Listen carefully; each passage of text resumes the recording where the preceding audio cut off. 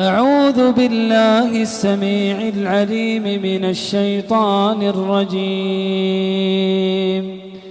بسم الله الرحمن الرحيم.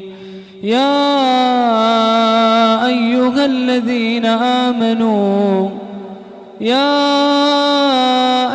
الذين آمنوا اتقوا الله ولتنظر نفس ما قدمت لغد واتقوا الله إن الله خبير بما تعملون.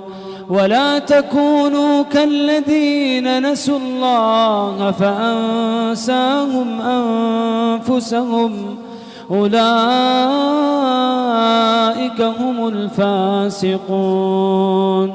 لا يستوي أصحاب النار وأصحاب الجنة هم الفائزون. لو أنزلنا هذا القرآن على جبل لرأيته خاشعا متصدعا من خشية الله.